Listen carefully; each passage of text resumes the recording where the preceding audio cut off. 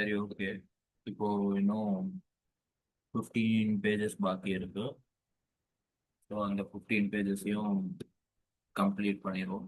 அது unit 7, 8 and 9. அவ்வளோதான்.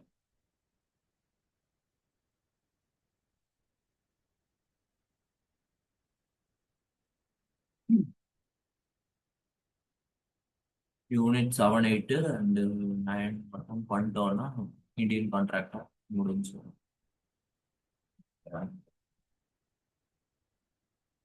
So I think it is visible. Unit 7ல இருந்து ஆரம்பம். Unit 7 contract of indemnity and contract of guarantee. இதுல வந்து ஸ்பெசிஃபிக் டைப் ஆஃப் கான்ட்ராக்ட்ங்கிறது மிக முக்கியமானது. கான்ட்ராக்ட் ஆஃப் இண்டெம்னிட்டினா காம்பன்சேஷன் ஃபார் லாஸ். இண்டெம்னிட்டினா அதாவது security against loss. A contract by which one party promises to save the other from loss caused to whom by the conduct of promisor himself or any other person. அதாவது என்னன்னா, ஒரு கான்ட்ராக்ட்ல ஒரு party இன்னொரு பார்ட்டியை வந்து save பண்றாங்க. எதுல இருந்து சேவ் பண்றான்? From loss caused to him by the conduct of promisor himself or any other person. அதாவது இப்போ ஒருத்தனால வந்து உனக்கு லாஸ் ஆனாலோ இல்ல வந்து என்னாலே உனக்கு லாஸ் ஆனாலோ அந்த லாஸ்ல இருந்து நான் உன்னை காப்பாத்துறேன்னு ஒரு பார்ட்டி இன்னொரு பார்ட்டிகிட்ட சொல்றாங்க. அதுதான் வந்து கான்ட்ராக்ட் ஆஃப் இண்டெம்னிட்டி. அதுல வந்து பார்ட்டிஸ் வந்து யார் யார் இருப்பாங்க? இண்டெம்னிஃபையர், அதுதான் வந்து ப்ராமிசர் டு ப்ரொடெக்ட். அதுக்கப்புறம் இண்டெம்னிட்டி ஹோல்டர், அதுதான் வந்து ப்ராமிசி டு பி கெட் ப்ரொடெக்டட். அவர் தான் வந்து ப்ரொடெக்ட் பண்ண வேண்டியவர். அடுத்து லாஸ் யார் காசு பண்ணுவாங்க? இதர் ப்ராமிசர் காசு பண்ணுவாங்க, அது அதை தவிர்த்து ஏதாவது ஒரு பர்சன் காசு பண்ணுவாங்க. ஓகேவா? அடுத்து ஆக்ட் ஆஃப் காட் வந்து இந்த லாஸ்ட்ல கவர் ஆகாது. ஆக்ட் ஆஃப் காடுனா சுனாமி, ஃபயர் ஆக்சிடென்ட் அந்த மாதிரி. அடுத்து மோட் ஆஃப் கான்ட்ராக்ட் இன்டெம்னிட்டி. அதாவது கான்ட்ராக்ட் ஆஃப் இன்டெம்னிட்டி எதர் எக்ஸ்பிரஸ்டாகவும் இருக்கலாம், இம்ப்ளைடாகவும் இருக்கலாம். ஃபயர் இன்சூரன்ஸ் ஆர் மரைன் இன்சூரன்ஸுங்கிறது இன்டெம்னிட்டி. லைஃப் இன்சூரன்ஸுங்கிறது இன்டெம்னிட்டி கிடையாது. ஓகேவா?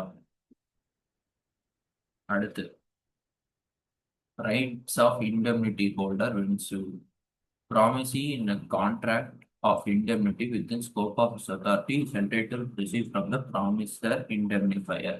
Damage may be compelled to pay in suit. All costs which he may have compelled to bringing defending the suit. All sums which may have paid at the terms of any compensation to sue. அதாவது ஒரு ப்ராமிசி இன் contract அவனை தான் protect பண்றேன்னு promisor சொல்லியிருக்காரு. Of indemnity within scope of is authority, அவன் அத்தாரிட்டிக்குள்ள அந்த ப்ராமிசர் எவ்வளோ அமௌண்ட் ப்ராமிஸ் பண்ணியிருக்காரோ அது அத்தனையும் பெற வேண்டியது ப்ராமிசியோட என்ன சொல்ல கான்ட்ராக்ட் படி. அதுதான் வந்து ப்ராமிசியோட ரைட்டு. ஓகேவா?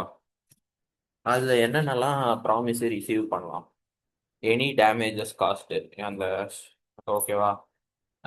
எனி டேமேஜஸ் காஸ்ட், அதாவது என்னன்னா இப்போ வந்து ப்ராமிசி வந்து அந்த கோர்ட்டு கேஸ்க்கு வந்து செலவு பண்ணியிருப்பான், அந்த ஷூட்டுக்கு செலவு பண்ணியிருப்பான். அந்த ஷூட்டுக்கு ஆன செலவை ஏற்றுக்கணும் ப்ராமிசர். அதை தவிர்த்து தன்னைத்தானே டிஃபெண்ட் பண்ணிக்கிறதுக்கான செலவுகள்.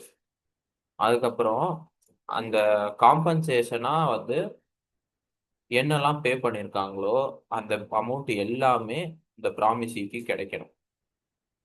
ஓகேவா? அடுத்து contract of guarantee. Contract of guarantee is a contract to perform promise made discharge the liability of third person in case of his default. மூணு பார்ட்டிஸ் இருப்பாங்க கான்ட்ராக்ட் ஆஃப் கேரண்டியில். கான்ட்ராக்ட் ஆஃப் இண்டெம்னிட்டியை பொறுத்த வரைக்கும் ஏதாவது ஒரு லாஸ் காசு ஆனால் அந்த லாஸை நான் வந்து உனக்கு சரி கட்டிடுறேன். அதுவே கேரண்டியை பொறுத்த வரைக்கும் என்னன்னா surety.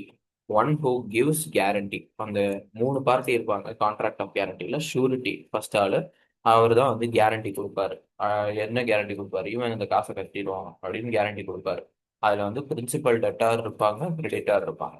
Person in respect of whose the guarantee is given. யாருக்காக கேரண்டி கொடுக்கப்பட்டுச்சோ அவன் தான் பிரின்சிபல் டெட்டார். யாருக்கு கேரண்டி கொடுக்கப்பட்டுச்சோ அவன் தான் creditor. It is tripartite agreement. அதாவது இது ஒரு என்ன சொல்ல, மூணு பெர்ஸ்பெக்டிவ் கொண்ட ஒரு சிங்கிள் அக்ரிமெண்ட். அதுல வந்து principal contract between debtor and creditor. First டெட்டாருக்கும் கிரெடிட்டாருக்கும் ஒரு அக்ரிமெண்ட் இருக்கும். அது வந்து பிரின்சிபல் கான்ட்ராக்ட்னு சொல்லுவாங்க. செகண்டரி கான்ட்ராக்ட் வந்து கிரெடிட்டாருக்கும் ஷூரிட்டிக்கும். ஓகேவா. அதுக்கப்புறம் implied contract between principal debtor and surety, where principal debtor is under an obligation to indemnify surety if the surety is meant to pay off or something. அதாவது என்ன சொல்ல வராங்கன்னா, இந்த ட்ரைபார்டைட் அக்ரிமெண்ட் ஃபர்ஸ்ட் கிரெடிட்டாருக்கும் டெட்டாருக்கும் என்னன்னா, கிரெடிட்டார்ட்ட டெட்டார் என்ன கான்ட்ராக்ட் போட்டிருப்பான், நான் உனக்கு வாங்கின காசு திருப்பி தரேன். அடுத்து secondary contract creditor and surety. இப்போ வந்து இந்த டெட்டார் வந்து காசு கொடுக்க தவறிட்டான்னா ஷூரிட்டி ஆகியனா கிரெடிட்டார் உனக்கு அந்த காசை காம்பன்சேட் பண்ணிடுறேன். அடுத்து இம்ப்ளாய்டு கான்ட்ராக்ட் என்னன்னா, டெட்டாருக்கும் ஷூரிட்டிக்கும். என்ன இம்ப்ளாய்டு கான்ட்ராக்ட், இப்போ டெட்டார் வந்து பே பண்ண விட்டான்னா ஷூரிட்டி அதுக்காக பே பண்ணிட்டான்னா டெட்டார் ஃபியூச்சர்ல ஷூரிட்டிக்கு பே பண்ணணும். இதுல வந்து ஃபீச்சர்ஸ் கொடுத்துருக்கான். ஃபர்ஸ்ட் ஒரு பர்பஸ் இருக்கணும். There must be a principal debt. Purpose is to secure payment of debt. Existence of recoverable debt is necessary. அதாவது என்னன்னா, இந்த கான்ட்ராக்ட் ஆஃப் கேரண்டியோட ஃபர்ஸ்ட் ஃபீச்சர் என்ன, பர்பஸ். ஒரு பிரைமரியா ஒரு டெட் இருக்கணும். அந்த டெட்டை வந்து செக்யூர் பண்றதுக்கு ஒரு பேமெண்ட் இருக்கணும். ஓகேவா, அந்த டெட்டை செக்யூர் பண்றதுக்கு ஒரு பேமெண்ட் இருக்கணும். அடுத்து existence of recoverable debt is necessary. அதாவது என்ன சொல்ல வரோம்னா, இப்போ நான் வந்து 10,000 டெட்டு வாங்கியிருக்கேன், அதுதான் வந்து பிரின்சிபல் டெட்டு.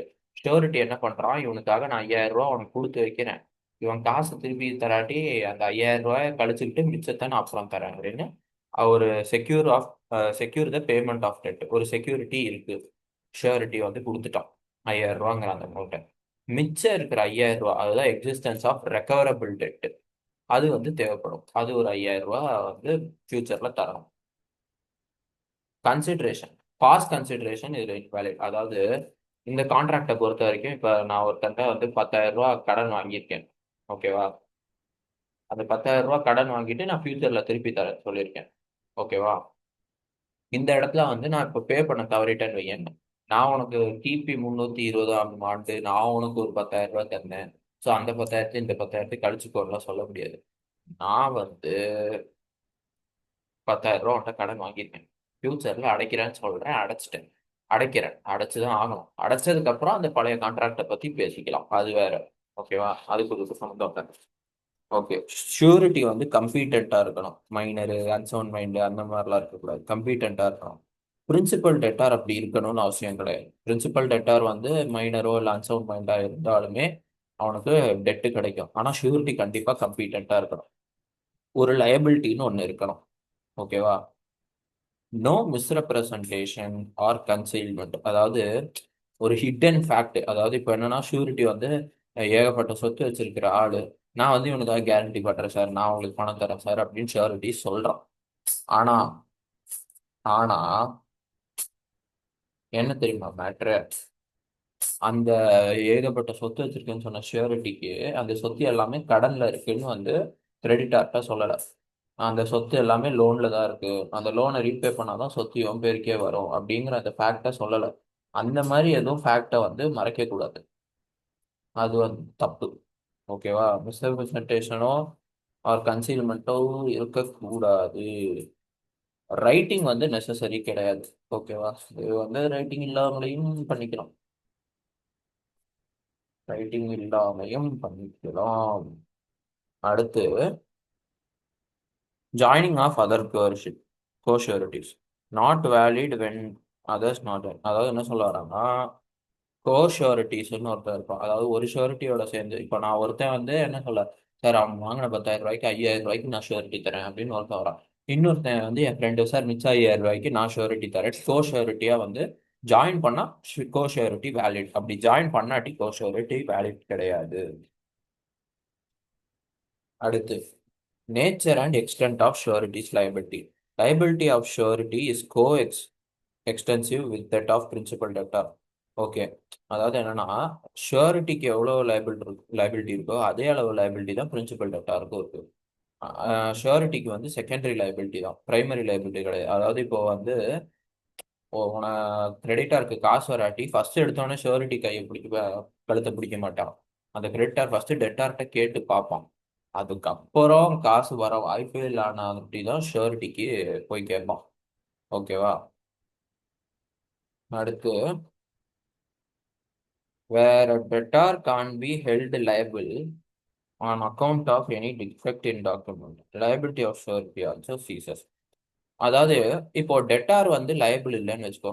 இதர் அவன் வந்து ஃபுல்லா பே பண்ணியிருக்கணும், ஆர்எல்ஸ் வந்து என்ன சொல்ல, டெட்டாருக்கே வந்து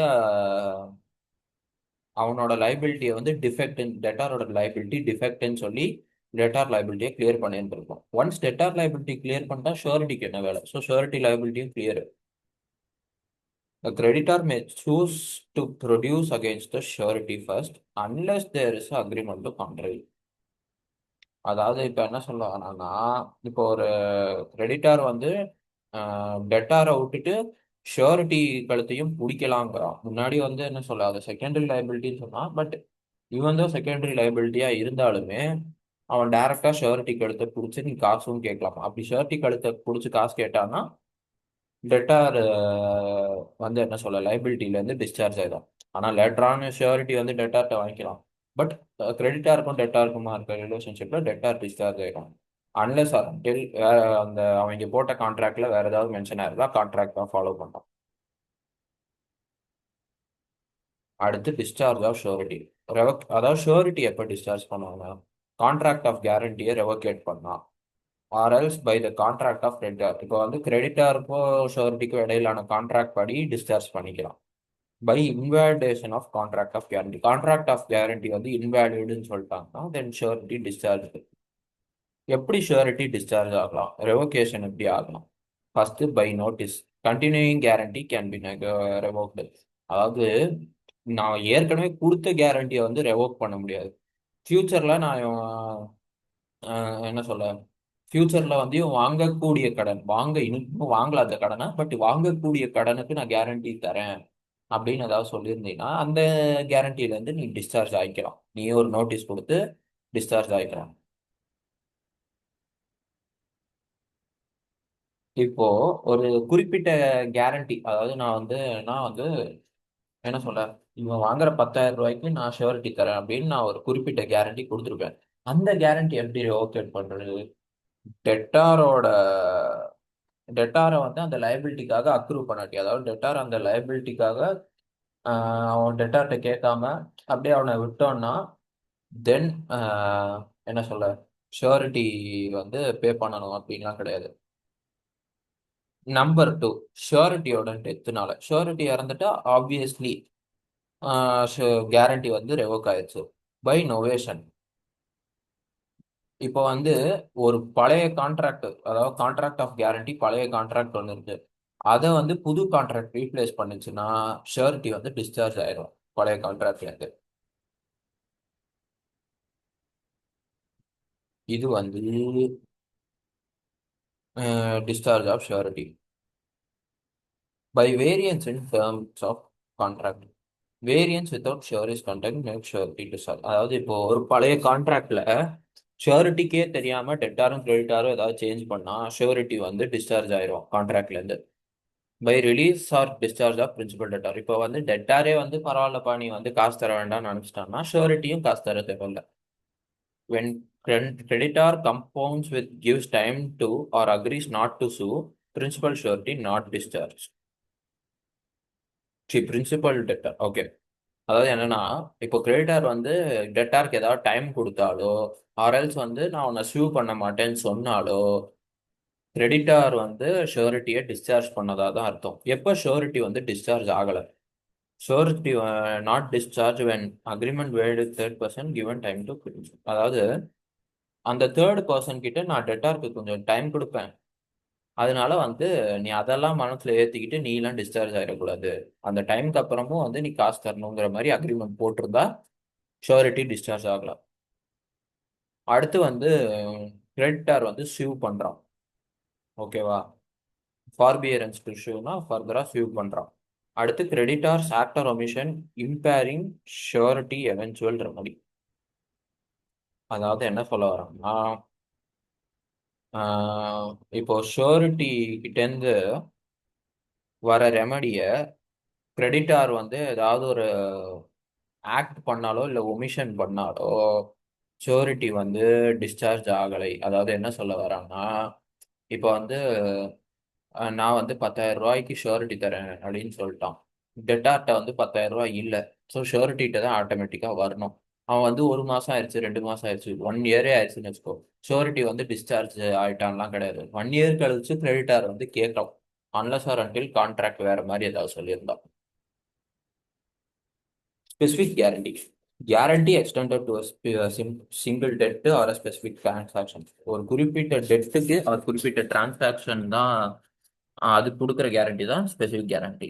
continuing guarantee. Guarantee extend to series of transaction. Series of டிரான்சாக்ஷனுக்கு கொடுக்கப்பட வேண்டிய கேரண்டி கண்டினியூங் கேரண்டி. அடுத்து guarantee obtained by misrepresentation, fraud, guarantee on contract that creditor shall not act on it until co-surety joins. Okay. Continuing கேரண்டியை பொறுத்த வரைக்கும் series of டிரான்சாக்ஷனுக்கு வந்து extend ஆகிற guarantee continuing guarantee. அதை தவிர்த்து கேரண்டி அப்டைன் பை மிஸ்ரெப்ரசன்டேஷன் ஒன்று இருக்கு, கேரண்டி அப்டைன்டு பை ஃப்ராட் இருக்கு. அதுக்கப்புறம் கோஷூரிட்டிஸ் ஜாயின் ஆகுற வரைக்கும் கிரெடிட்டாரால எதுவுமே பண்ண முடியாது அப்படின்னு ஒரு கான்ட்ராக்ட்ல ஒரு கேரண்டி இருக்கு. ஓகேவா. அடுத்து rights of surety. Rights of surety. First right against principal debtor. Right of subrogation. Surety pay creditor when principal debtor fails to do so. Now principal debtor is liable to pay such amount to surety. இப்போ வந்து debtor பே பண்ண முடியல கிரெடிட்டாருக்கு, so surety வந்து டெட்டாருக்கு பதிலாக பே பண்ணிட்டான். So இப்போ debtor debtor வந்து ஷூரிட்டிக்கு கண்டிப்பாக பே பண்ணி ஆகணும். அடுத்து இம்ப்ளைட் ப்ராமிஸ் டு இண்டெம்னிஃபை ஷூரிட்டி. அதாவது ஷூரிட்டிக்கு வந்து ஒரு இம்ப்ளைடு ப்ராமிஸ் ஒன்று இருக்கும். அதாவது நான் உனக்கு வந்து எந்த லாஸ் ஆச்சுன்னா நான் உனக்கு திருப்பி தந்துடுறேன் ஷூரிட்டின்னு டெட்டார் வந்து சொல்ற மாதிரி ஒரு இம்ப்ளைடு ப்ராமிஸ். அடுத்து right against creditor. Third is right to benefit of creditor security. அதாவது இப்போ வந்து நான் என்ன பண்றேன், ஒரு 5 லட்ச ரூபாய வந்து செக்யூரிட்டியா கிரெடிட்டாருக்கு கொடுக்குறேன். டெட்டார் வந்து 10 லட்ச ரூபா கடன் வாங்கிட்டான். டெட்டார் வந்து ஃபர்ஸ்ட் 10 லட்ச ரூபா திருப்பி தர முடியல அப்படின்னு சொன்னதுக்கு அப்புறம் ஷூரிட்டி நேரம் என்கிட்ட வர முடியாது. நான் முதல்ல உன்ட்ட 5 லட்ச ரூபா கொடுத்தேன்ல செக்யூரிட்டி, அதுல இருந்து ஃபர்ஸ்ட் கழிச்சுக்கோ. கழிச்சுக்கிட்டு மிச்சம் 5 லட்சத்தை வேணா நான் உனக்கு பே பண்றேன், 10 லட்சம்லாம் தர முடியாது அப்படின்னு ஒரு என்ன சொல்ல, அந்த செக்யூரிட்டில இருந்து பணம் எடுத்துக்கோ அப்படின்னு வந்து நம்ம வந்து சொல்லலாம். ஓகேவா. அந்த செக்யூரிட்டி ஆக்சுவலா ஷூரிட்டி பே பண்ணிருக்க மாட்டான், டெட்டார் பே பண்ணிருப்பா சில சமயம். ஸோ அந்த மாதிரி சமயத்துல கூட அந்த ஷூரிட்டி சொல்லலாம், டெட்டார் உனக்கு 5 லட்ச ரூபா செக்யூரிட்டி பே பண்ணிருக்கான், அதுல இருந்து கழிச்சுக்க, அதுக்கப்புறமா என்கிட்டவா நான் மிச்சம் 5 லட்சத்தை தரேன் அப்படின்னு கூட ஷூரிட்டி சொல்லலாம். அடுத்து right to set off. If creditor sues surety, surety may have benefit to set off. அதாவது இப்ப என்னன்னா, கிரெடிட்டார் ஷூரிட்டியை சூ பண்ணாலுமே ஷூரிட்டி வந்து என்ன சொல்ல, அந்த டெட்ல இருந்து வெளியே வந்துக்கலாம், ப்ளீடு பண்ணிக்கலாம். அடுத்து right to deduction. Debtor becomes insolvent, surety can get reduction from liability. இப்போ டெட்டார் இன்சால்வெண்ட் ஆயிட்டா, இப்போ ஃபார் எக்ஸாம்பிள் 2 லட்ச ரூபா கடன் தர வேண்டிய டெட்டார் இன்சால்வெண்ட் ஆயிட்டான். ஓகேவா. ஷூரிட்டி வந்து அந்த கம்ப்ளீட்டா 2 லட்ச ரூபா தரணும்னு அவசியம் இல்லை, அவனுக்கும் ஒரு டிஸ்கவுண்ட் ரிடக்ஷன் வந்து இருக்கு. அடுத்து right against four sureties. Each surety is bound to compensate equally. Okay. இப்போ என்னன்னா நான் 20 ரூபா அவன் 10 ரூபான்னு ஷூரிட்டி தர முடியாது. எல்லா ஷூரிட்டியும் ஈக்குவல் அமௌண்ட்டை தான் வந்து காம்பன்சேட் பண்ண முடியும். Liability of co-sureties bound in different sums. ஓகேவா. இப்போ வந்து என்ன பண்றேன், கான்ட்ராக்ட்ல எப்படியோ எனக்கு ஈக்குவலா நாங்க பண்ண விரும்பல, எங்க தகுதிக்கு ஏற்ற மாதிரி நாங்க வந்து டிஃப்ரெண்ட் டிஃப்ரெண்ட் அமௌண்ட்டா வந்து ஷூரிட்டியா தரோம் அப்படின்னு வந்து சொல்றான்னு வச்சுக்கோ. அது வந்து எப்படி வந்து அந்த ரைட் வந்து பெர்ஃபார்ம் ஆகும். இப்போ வந்து ஏன்னு ஒரு ஷூரிட்டி 2000 ரூபாய் கேரண்டி தரான், பின்னு ஒரு ஷூரிட்டி 1000 ரூபாய் கேரண்டி தரான். டெட்டார் வந்து 5000 ரூபாய் இருக்கான். அவன் வந்து 5000 ரூபாயில 3500 ரூபாய் டெட்டார் கட்டிட்டான், பேலன்ஸ் 1500 ரூபா தான் இருக்கு. ஸோ அந்த 1500 2:1 பிரிக்க போறோம். ஏன்னா ஏயோட ஷூரிட்டி 2000, பியோட ஷூரிட்டி 1000, அதை 2:1 பிரிச்சு 1500 2:1 எவ்வளோ, 1000 அண்ட் 500. ஸோ 1000 ரூபா வந்து ஏ பே பண்ணா போதும், 500 ரூபா பி பே பண்ணா போதும். இது யூனிட் 7. அவ்வளோதான். யூனிட் 7 ரொம்ப சின்னது, ஆனா ரொம்ப ஈஸி. இப்போ வந்து bailment and fledged very important. இப்போ பெயில்மெண்ட் எவ்வளோ பேஜ்? 1, 2, 3, 4, 5, 6, 7, 8, 9, 10, 11, 12, 12. அதுக்கப்புறம் இது ஒரு 13 பேஜ். 12, அது ஒரு 11 பேஜ்.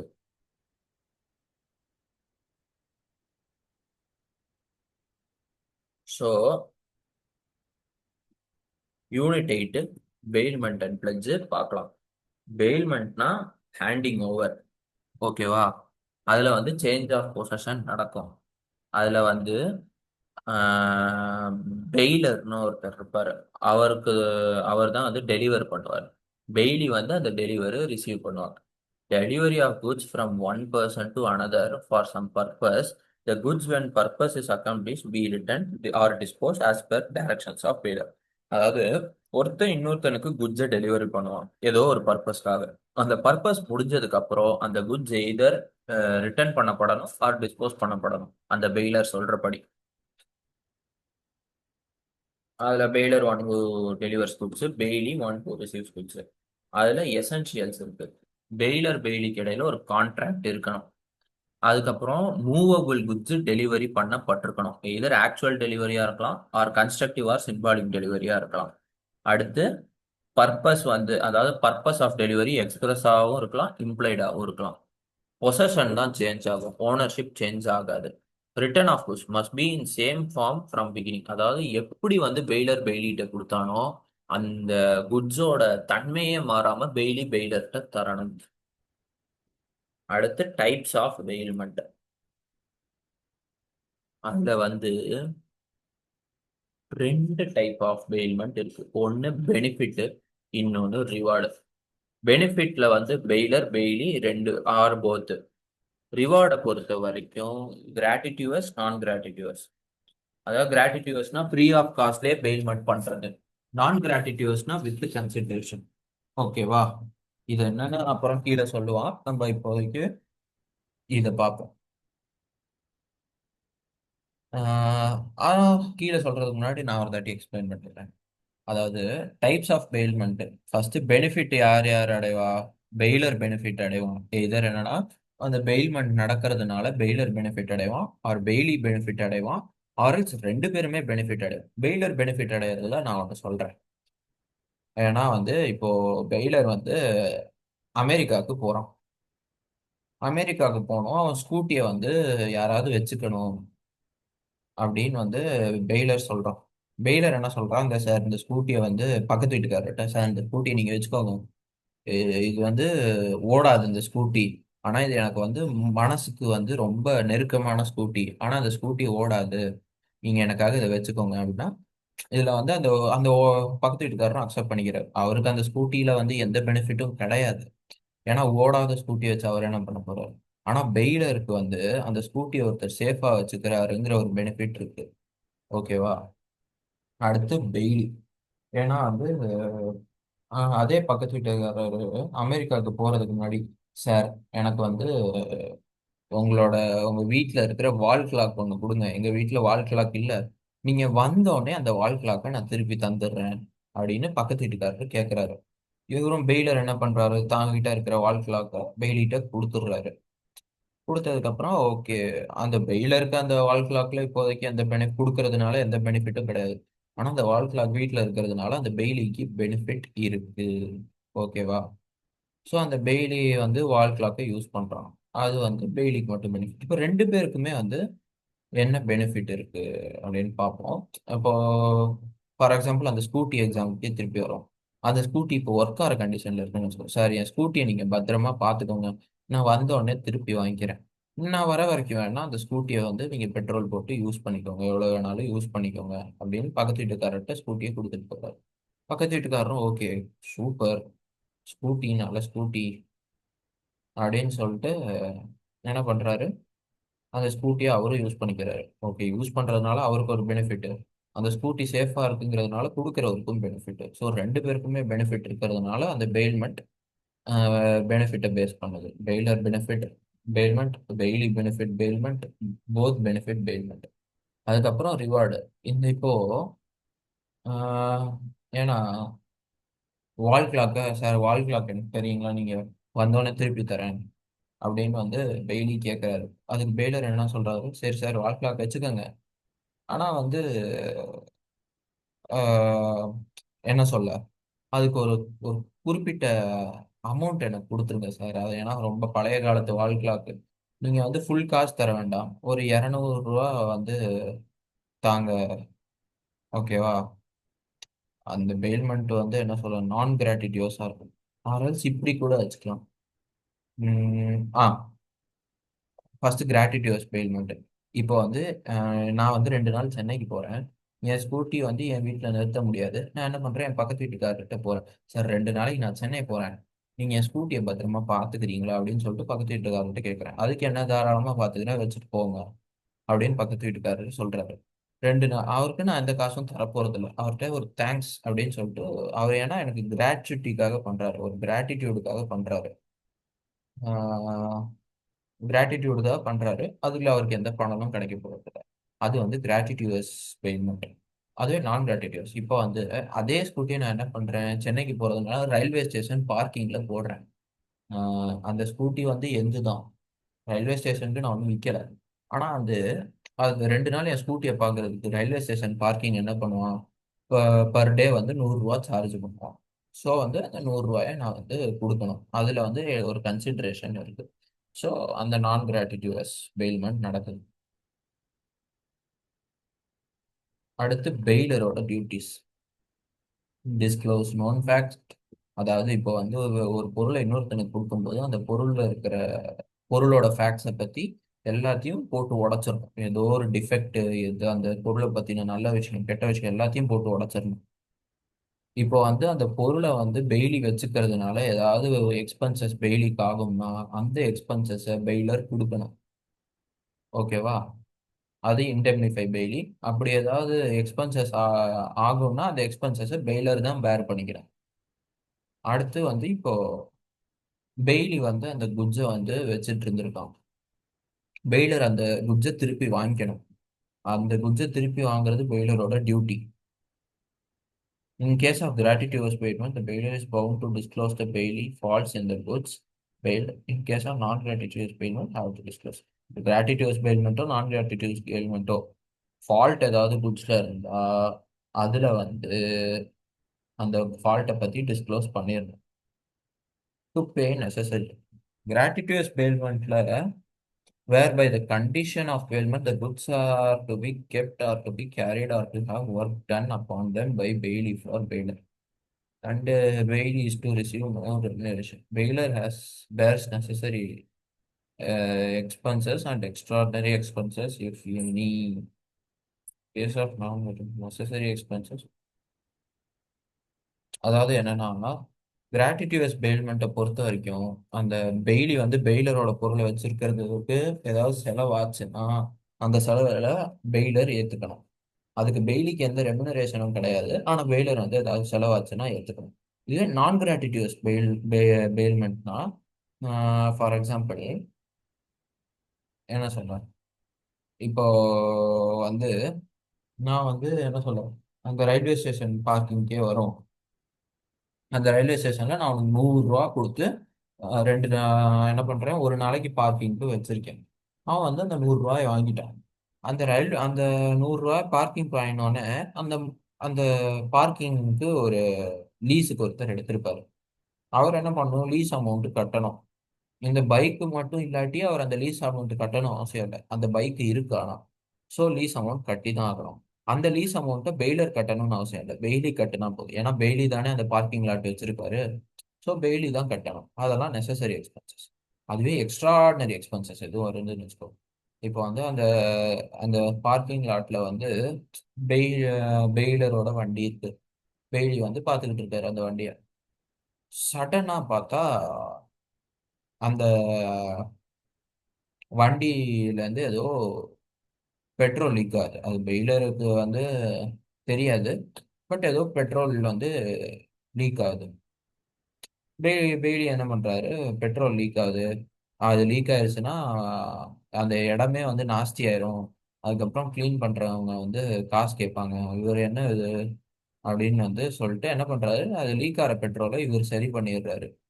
சரி பண்ணிட்டு அந்த இடத்துக்கு வந்து ஏதாவது ஒரு கிளீனிங் செலவாச்சுன்னா அந்த கிளீனிங்க்கும் காசு கொடுத்துருவாரு. ஸோ பெய்லி வந்து இந்த செலவெல்லாம் பண்ணிட்டாரு. எக்ஸ்ட்ராடனரி எக்ஸ்பென்சஸ்லாம் பண்ணிட்டாரு.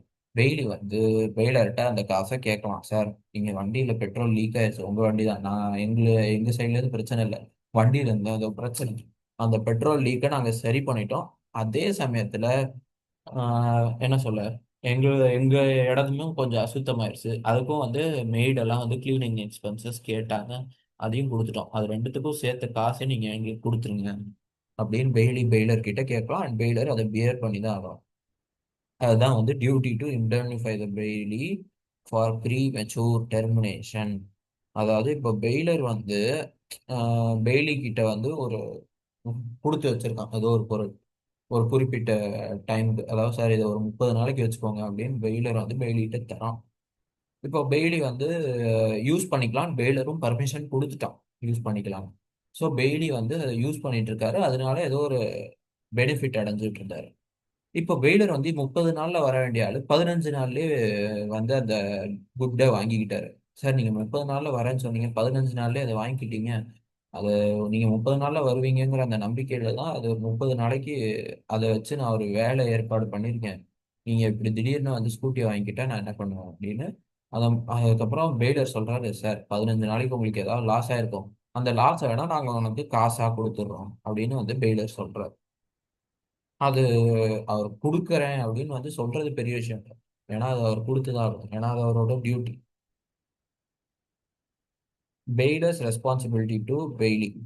அது ஏதாவது லாஸ் ஆனா இண்டemnify பண்ணணும். Duty of bailor to receive back goods. கண்டிப்பா குட்ஸை வந்து திருப்பி வாங்கிக்கணும் பெய்லிட்டு இருந்து.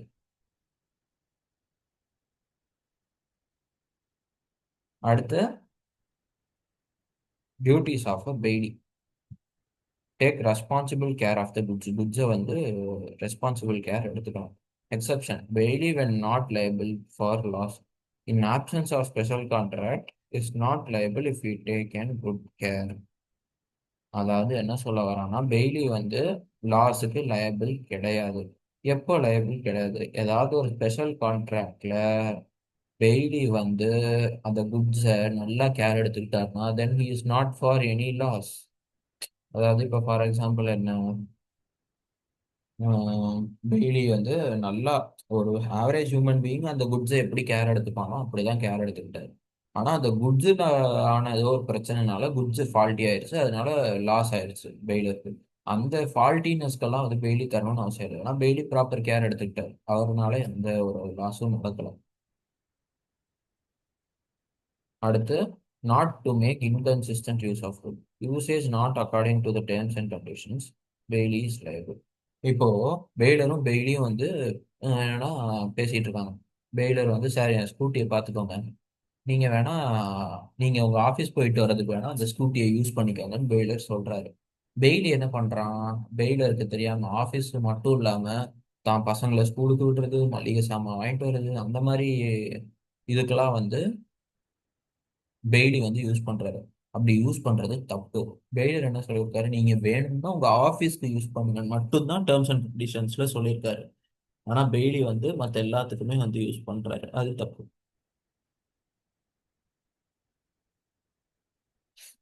அடுத்து, not to mix the goods. இப்போ பெய்லர் வந்து ஒரு ஒரு பொருள் தராரு. பெய்லி கிட்ட ஏற்கனவே அவரோட குடோன்ல நிறைய பொருள் இருக்கு. என்ன அது, பெய்லர் வந்து ஒரு பொருள் தராரு, சார் பார்த்துக்கோங்க சார் அப்படின்னு. பெய்லி வந்து சொல்றாரு, சார் இங்க பாருங்க, என் குடோன்ல நிறைய பொருள் இருக்கு, மிக்ஸ் ஆக வாய்ப்பு இருக்கு சார் அப்படின்னா, சார் எல்லாமே சேர்த்து போடுங்க சார், பார்த்துக்கலாம், அந்த பொருள்லாம் சேர்த்து போடுங்க, பார்த்துக்கலாம் அப்படின்னு வந்து சொல்றாரு. சார், நான் சொல்லிட்டேன், உங்க பர்மிஷனோட தான் பண்றேன் அப்படின்னு சொல்லிட்டு மிக்ஸ் பண்ணிட்டாரு. அந்த மற்ற குட்ஸோட மிக்ஸ் பண்ணிட்டாரு. ஓகேவா? இப்போ பெய்லர் கொடுத்த குட்ஸு மற்ற குட்ஸோட மிக்ஸ் ஆயிருச்சு. இப்போ என்னன்னா பெய்லர் வந்து குட்ஸை கேட்குறாரு. சார், நான் அப்பயே சொன்னேன் மிக்ஸ் பண்ணாதீங்கன்னு. இப்போ பாருங்க, அதை செப்பரேட் பண்ணுறதே ரொம்ப கஷ்டம், நிறைய செலவாகும். நீங்க தான் அதை செலவு பண்ணி உங்க குட்ஸை எடுத்துட்டு போகணும் அப்படின்னு வந்து சொல்லிடுவாரு. ஸோ செப்பரபிளா இருந்தா அந்த மிக்ஸ் ஆன குட்ஸ்ல இருந்து பெய்லரோட குட்ஸ் செப்பரபிளா இருந்தா பெய்லர் தான் அந்த அதுக்கான ஆகிற செலவை பெய்லர் தான் பார்த்துக்கணும். இதுவே இன்செப்பரபிளா இருந்தா கடவுள் தான் பார்த்துக்கணும். அவ்வளவுதான், முடிஞ்சு. அது பெய்லி எதுவும் தரணும்னு அவசியம் இல்லை. இப்போ பெய்லர் வந்து குட்ஸ் தராரு. ரெண்டாவது சுச்சுவேஷன், பெய்லர் வந்து குட்ஸ் தராரு. பெய்லி வந்து என்ன சொல்றாரு? சார், நான் அந்த குட்ஸை நான் பாத்துக்கிறேன் சார் அப்படின்றாரு. ஆனா பெய்லருக்கு தெரியாம பெய்லி என்ன பண்றாரு? தான் குட்ஸோட கலந்து விட்டுறாரு. பெய்லரோட குட்ஸ் தான் குட்ஸோட அப்படி கலந்து விட்டுறாரு. அதுக்கப்புறம் பெய்லர் திருப்பி வராரு. திருப்பி வந்தோடனே சார், என் குட்ஸ் எங்கன்னு கேக்குறாரு. பெய்லி வந்து சொல்றாரு, சார் அது என் குட்ஸோட சேர்த்து வச்சேன், என் குட்ஸோட கலந்துருச்சு சார்.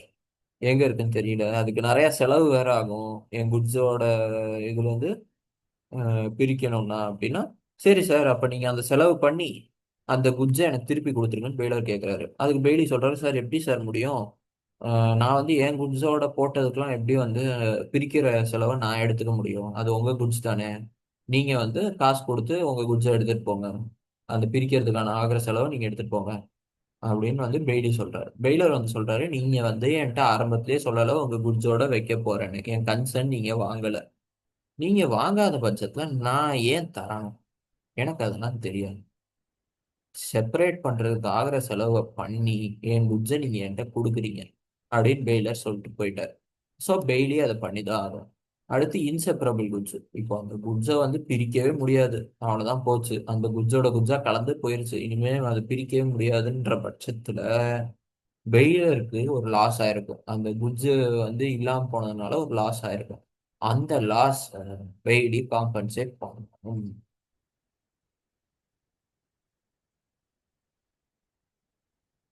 அடுத்து பெய்லியோட அடுத்த duty, return the goods according to the bailor's direction after the purpose. Purpose முடிஞ்சா பெய்லி வந்து பெய்லர்கிட்ட குட்ஸை கொடுத்துடணும் பெய்லரோட டைரக்ஷன் படி. அடுத்து return and accretion from goods. In absence of any contract to contrary the bailee is bound to deliver to bailor any increase.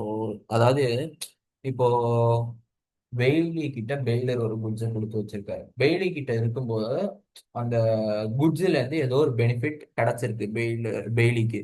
அந்த பெனிஃபிட்டையும் பெய்லர்கிட்ட சேர்த்து கொடுக்கணும். என்ன இது ஒண்ணுமே புரியலன்னு நினைச்சீங்கன்னா, இப்ப என்ன பண்றாரு பெய்லர் வந்து பெய்லி கிட்ட, சார் எனக்கு வந்து ஒரு மாடு ஒண்ணு இருக்கு சார், அந்த மாடை நீங்க பாத்துக்கிறீங்களா சார்? பசுமாடு சார், பாத்துக்கிறீங்களா சார்னு பெய்லர் பெய்லிகிட்ட சொல்லிட்டு போயிட்டான். பெய்லியும் ஓகே சொல்லிட்டார். ஆனா திடீர்னு பார்த்தா அந்த பசுமாடு பிரெக்னெண்டா இருந்திருக்கு. பெய்லருக்கு கொடுக்கும்போதே பிரெக்னெண்டா இருந்திருக்கு, பெய்லருக்கு தெரியல. பிரெக்னெண்டா இருந்தோடனே அந்த பெய்லிக்கு ஒரே குழப்பம், என்னடா பிரெக்னெண்டா இருக்கேன். பெய்லர் வர்றதுக்கு முன்னாடியே அந்த மாடு குட்டியும் போட்டுருச்சு. பெய்லி என்ன பண்றான், அந்த பெரிய மாடை அப்படியே பெய்லர்கிட்ட தரான்.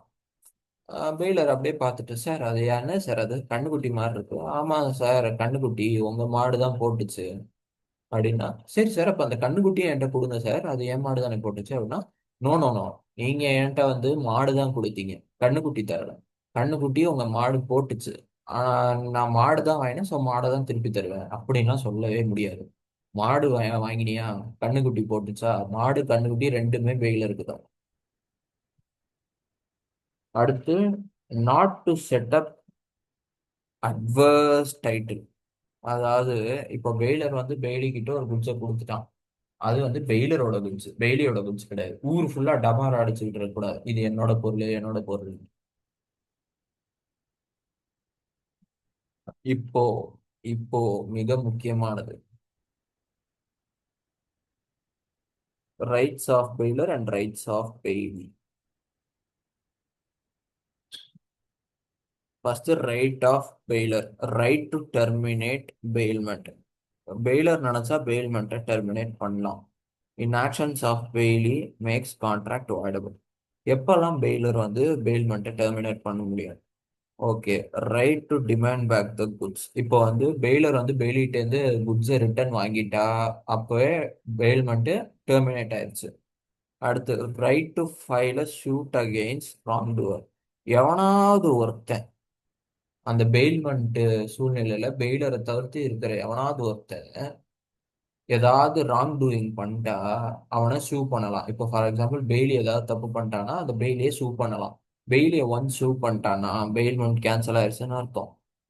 அடுத்து ரைட் டு காம்பன்சேஷன். இப்போ வந்து பெயிலர் வந்து பெய்லி பண்ண தப்புனால பெயிலருக்கு லாஸ் ஆயிடுச்சு. அப்படி லாஸ் ஆகும்போது பெயிலர் வந்து காம்பன்சேஷன் கேட்பான்ல, அப்படி கேட்கும் போதே பெயில்மெண்ட் டெர்மினேட் ஆயிடுச்சுன்னு அர்த்தம். இப்போ வந்து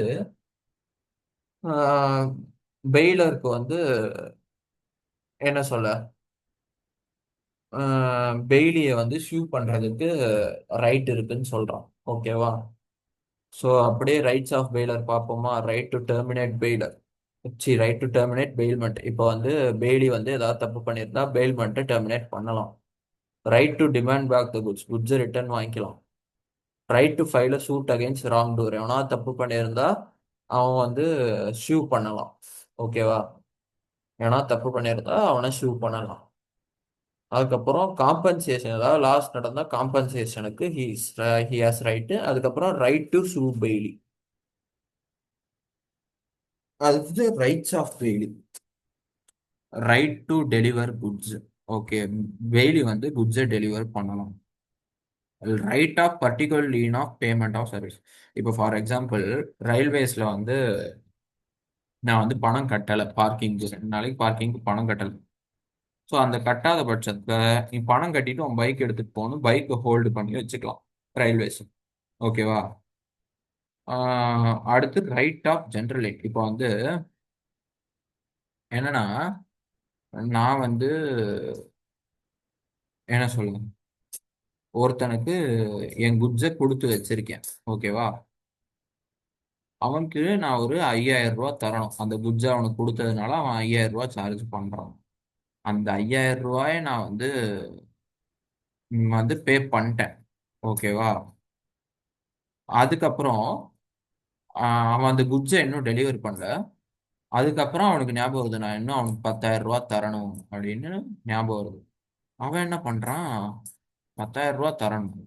சரி, ஓகே, அந்த 10,000 ரூபா தந்துட்டு நீ இந்த குட்ஸை வாங்கிட்டு போ. திருப்பி வந்து அந்த என்ன சொல்ல, முன்னாடி அந்த 5000 ரூபாய்க்கு தான், அந்த ஸ்பெசிஃபிக்கா அந்த 5000 ரூபாய்க்கு தான் இந்த பைக் வச்சிருந்தான். ஆனா இப்ப அந்த 5000 ரூபாயும் நான் ரீபே பண்ணிட்டேன். ஆனா இப்ப 10,000 ரூபாய்க்கு வந்து அந்த பைக்கை வாங்கி வச்சிருக்கானே, அதுதான் வந்து ரைட் டு ஜென்ரல் லீன்னு சொல்லுவாங்க. இதுவே அந்த 5000த்துக்கு மட்டும் பைக்கை ஹோல்டு பண்ணி வச்சிருந்தா அது ரைட் டு ஸ்பெசிஃபிக் லீன். ஓகேவா? அடுத்து ரைட் டு இண்டெம்னிஃபை. இப்போ வந்து பெய்லரோட குட்ஸை ஹோல்டு பண்ணி வச்சிருக்கிறதுல எதுவும் பெய்லிக்கு லாஸ் ஆயிடுச்சுன்னா அவன் பெய்லருக்கிட்டேருந்து பெய்லி இண்டெம்னிஃபை பண்ணிக்கலாம். அடுத்து ரைட் டு கிளைம். ஏதாவது குட்ஸ் ஃபால்ட்டுனால வந்து பெய்லிக்கு எதுவும் பிரச்சனை வந்துச்சுன்னா பெய்லர் கிட்ட இருந்து காம்பன்சேஷன் வாங்கிக்கணும். இப்போ வந்து அந்த குட்ஸை வச்சிருக்கிறதுக்கு எதுவும் எக்ஸ்பென்சஸ் ஆச்சுன்னா பெய்லர் கிட்ட இருந்து பெய்லி கேட்டு வாங்கிக்கலாம். அடுத்து ஆஹ், என்ன சொல்ல, இப்போ பெயில்மெண்ட்ல பெய்லர் கிட்ட இருந்து பெய்லிக்கு குட்ஸ் போயிருக்கு. கோர்ட்டுல அந்த குட்ஸ் யாருக்கு சொந்தம்னு ஒரு கேஸ் கூட அப்ளை பண்ணலாம்னு சொல்றோம். ஏன்னா சில சுச்சுவேஷன்ல அது பெய்லியோட தான் குட்ஸ்ன்னு வந்து டிசைட் ஆயிருந்திருக்கு.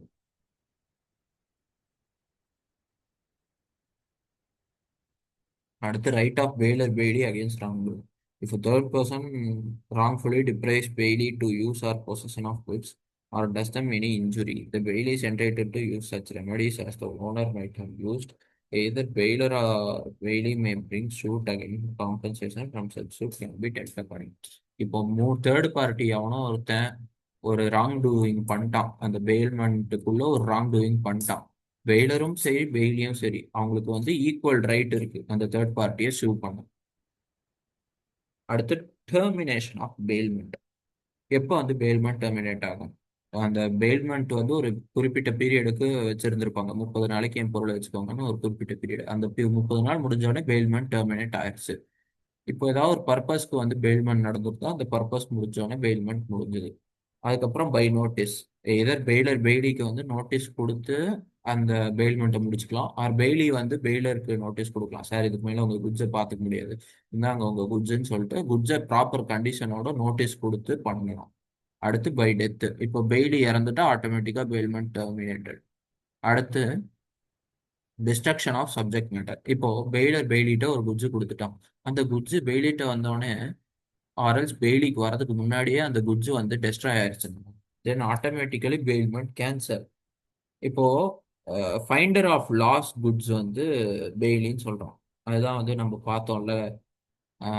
அது பேர் என்ன, இந்த கான்ட்ராக்ட் குவாசி கான்ட்ராக்ட், அதில் வந்து ஃபைண்டர் ஆஃப் லாஸ்ட் குட்ஸ், அதில் வந்து ஃபைன் பண்ணுறவன் பெயிலருக்கு அந்த அது பேர் என்ன, அந்த குட்ஸை வந்து ரிட்டர்ன் பண்ணிடணும். இப்போ வந்து ஒரு வாலெட் தொலைஞ்சிருச்சா எனக்கோ, அதை நம்ம கீழே கண்டுபிடிக்கிறோம், அந்த வேலெட்டோட ஓனர்கிட்ட நம்ம கொண்டு போய் சேர்க்கணும். ஸோ நம்ம அந்த இடத்துல பெய்லி ஆயிரும், வேலெட் ஓனர் பெயிலர் ஆயிரும். இப்போ என்னன்னா, சில சூழ்நிலையில ஃபைண்டர் ஆஃப் குட்ஸ் அந்த குட்ஸை விற்கலாம். என்னடா சொல்றேன், விற்கலாம், அது அவனுக்கு சொந்தமானது இல்லை, அப்புறம் எப்படி விற்கலாம்? இப்போ வந்து நான் வந்து ஒரு குட்ஸை வந்து பார்க்குறேன். இப்போ ஃபார் எக்ஸாம்பிள், ஒரு மூட்டை ஆப்பிள் கீழே வந்து விழுந்து கிடக்கு பார்க்குறேன். அது எங்க விழுந்து கிடக்குன்னு பார்த்தா, ஒரு ட்ரக் டிரைவர் ஆப்பிள் வண்டி ஓட்டிட்டு இருக்கும்போது ஒரு மூட்டை மட்டும் கீழே விழுந்துருச்சு. அந்த ஆப்பிள்லாம் பார்த்தா நியர்லி அழுகிற ஸ்டேஜ், இன்னும் ஒரு ஒரு நாள் விட்டு அழுகிறோம். ஸோ டக்குன்னு நான் என்ன பண்றேன், சந்தைக்கு போய் எல்லாருக்கும் கட்ட கட்ட கட்ட கட்டன்னு ஆப்பிளை வித்துடுறேன். அதுக்கப்புறம் அதுல காசு பார்த்துடுறேன்.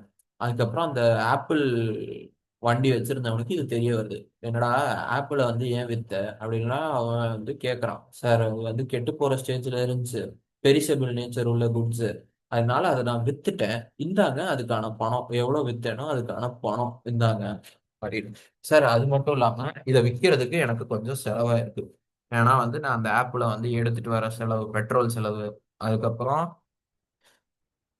இந்த ஆப்பில் விற்றதுக்கான செலவு இருக்கு. ஸோ நீங்கள் என்ன பண்ணுங்க, எனக்கு அந்த எக்ஸ்பென்சஸ் போக இந்தாங்க மீதி பணம் அப்படின்னு வந்து அந்த பணத்தை கொடுக்கலாம். ஆர்எல்ஸ் முழு பணத்தையும் கொடுத்துட்டு அந்த எக்ஸ்பென்சஸ்க்கான பணத்தை கிளைம் பண்ணிட்டு போயிட்டே இருக்கலாம்.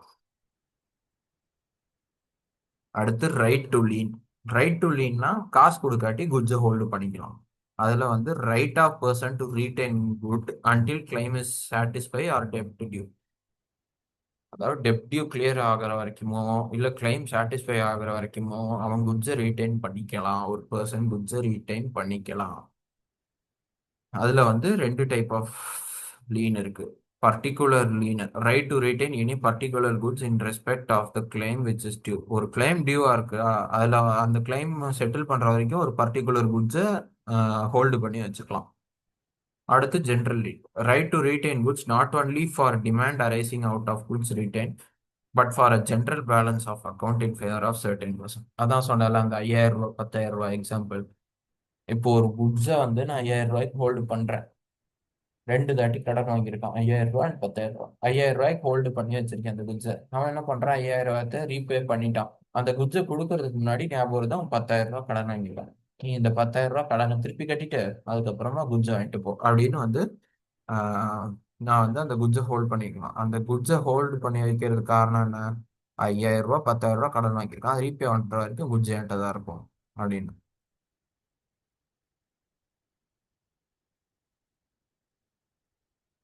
அடுத்து pledge, transfer of possession from one person to another for a special purpose வந்து பிளட்ஜ். என்னடா அது, பெயில்மெண்ட்டும் ஒரு மாதிரி இருக்கு, பிளட்ஜும் ஒரு மாதிரி இருக்கு அப்படின்னா, பெயில்மெண்ட் டெலிவரி ஆஃப் குட்ஸ், ஓகேவா.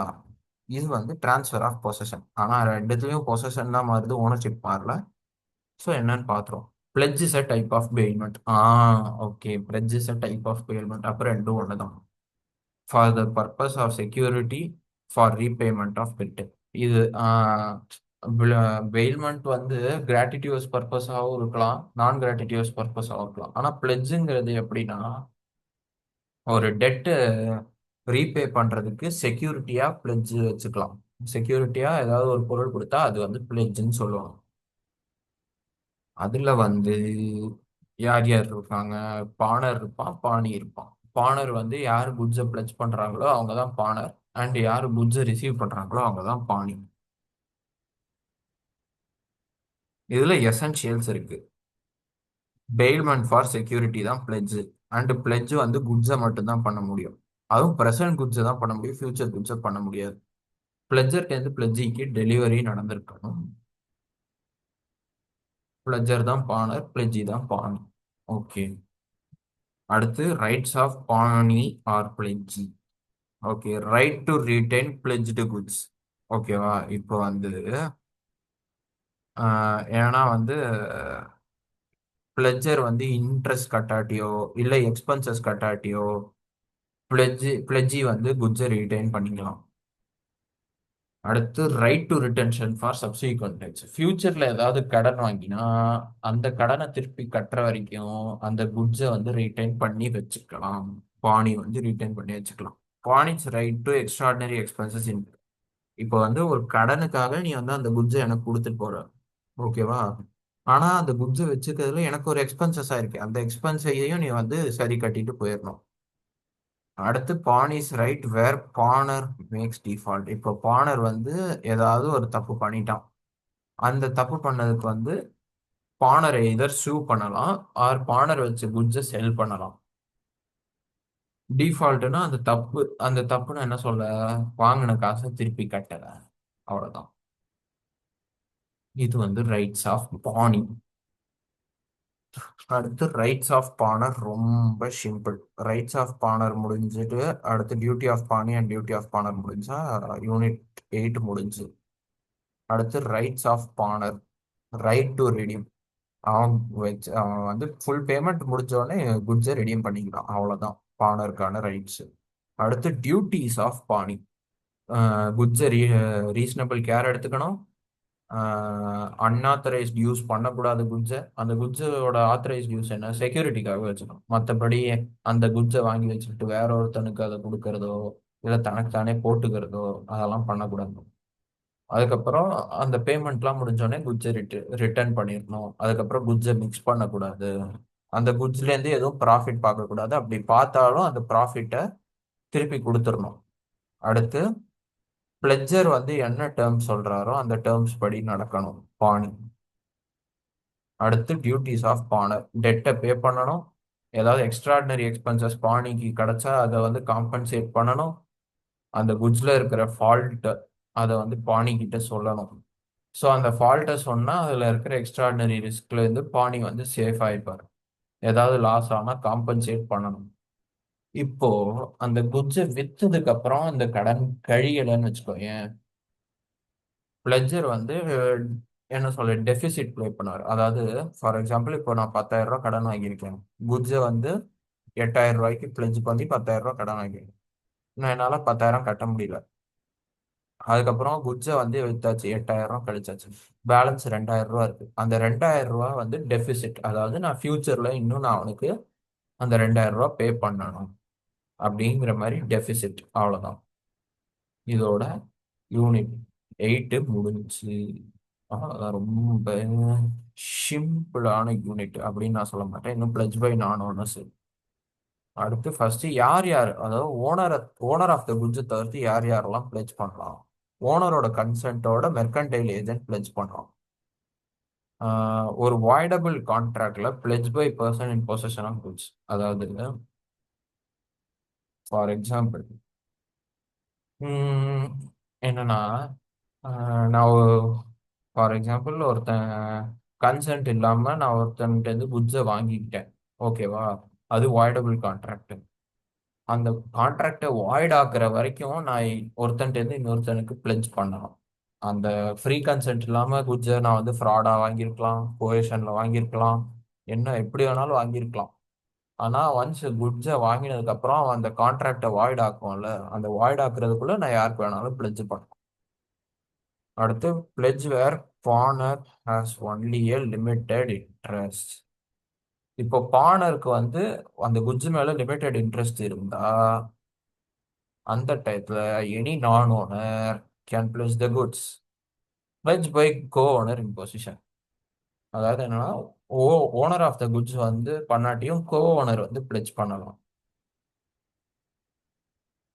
Pledge by seller or buyer in possession. அதாவது என்னன்னா, அந்த குட்ஸை செல் பண்றவன் இருப்பான்ல, பானை அதோ ஓனருக்கு பதிலாக இன்னொருத்தன் செல் பண்ணுவான்ல, அந்த செல்லர் வந்து பிளெஜ் பண்ணலாம். ஆர்எல்ஸ் அந்த குட்ஸை வாங்குவான்ல, ஓனர்கிட்ட இருந்து குட்ஸை வாங்குறவன் அந்த பையர் வந்து குட்ஸை பிளெஜ் பண்ணலாம். இதோட யூனிட் 9 முடிஞ்சிச்சு. ஒரு சின்ன பிரேக் எடுத்துக்கலாம்.